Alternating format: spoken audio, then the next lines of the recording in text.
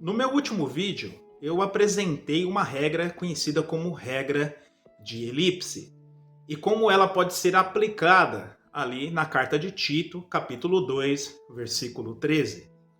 Neste vídeo, iremos continuar analisando esta regra e como ela também foi usada ou aplicada em outros textos nas escrituras gregas cristãs. Então, se você se interessa pelo assunto, após a vinheta, acompanhe comigo.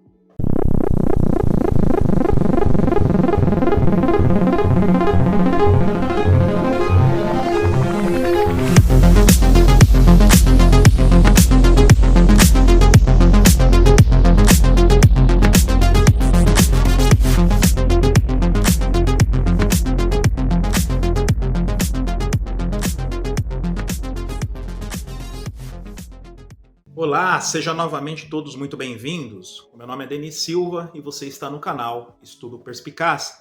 Aqui você irá encontrar então conteúdo relacionado à gramática grega e hebraica, também relacionado à história e outras curiosidades. Se você se interessa pelo assunto, pense na possibilidade de se inscrever, dê o seu like aqui nas informações, comente, quero saber a sua opinião sobre estes e outros assuntos.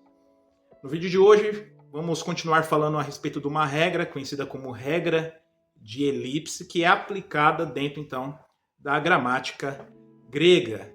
Irei apresentar mais alguns textos onde encontramos isso dentro de uma estrutura gramatical, no grego koiné, que é o grego bíblico, e como algumas traduções, elas têm a opção de verter o texto de acordo que facilite o entendimento, então, do seu leitor. Mas antes de adentrarmos dentro desse assunto, vamos relembrar o que é a regra de elipse. Acompanhe comigo aí na tela.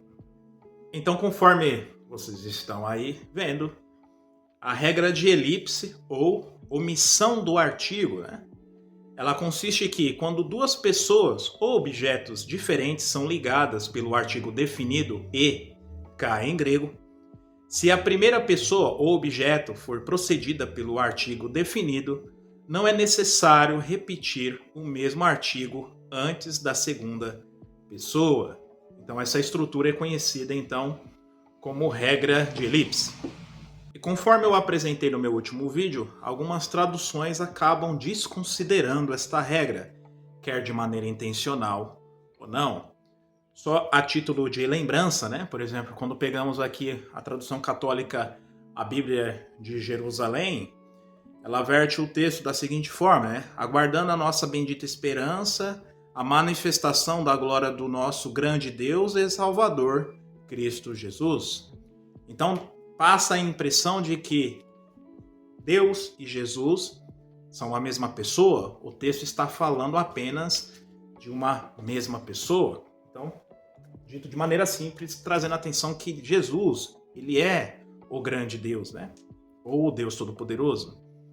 Mas a tradução correta, como por exemplo a Bíblia do Peregrino, que também é outra tradução católica, ela acaba vertendo o texto de tal maneira assim, a Tito, capítulo 2, versículo 13, esperando a promessa feliz e a manifestação da glória do nosso grande Deus e do nosso Salvador, Jesus Cristo, já demonstrando que existe duas pessoas aqui, o Deus Todo-Poderoso e o seu Filho, Jesus Cristo, aplicando então aqui a regra de elipse, ou fazendo com que em português se torne muito mais claro o texto em questão, tal como, por exemplo, a TNM.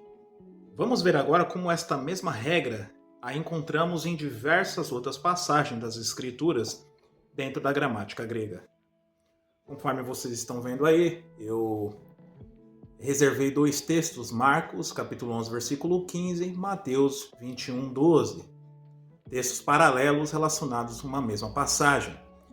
Em grego temos a estrutura tous, poalontas, kai, tous, agorazantas. Literalmente podemos traduzir como os vendendo e os comprando. Mostrando que são duas categorias de pessoas, de ação que estavam ocorrendo ali. Tinham pessoas que estavam vendendo e outras que estavam comprando. Mas veja só, diferente de Marcos, como Mateus, ele trouxe atenção no seu texto, esta mesma passagem. Encontramos tous, palontas, kai, agorazontas. Não encontramos a expressão tous, assim como encontramos em Marcos, né, que é os. Então podemos traduzir esse texto de maneira literal como os vendendo e comprando.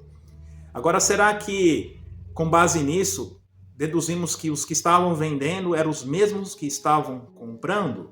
Obviamente que não. Então, em Mateus capítulo 21, versículo 12, a elipse do artigo é suprida pela inteligência do leitor para diferenciar ambos os grupos. Então, como vimos neste exemplo, a habitual linguagem usada pelos escritores das escrituras gregas cristãs, no caso aqui de pessoas ou coisas, né, conforme nós já havíamos falado, não havendo nenhuma necessidade de repetição do artigo para impedir a ambiguidade.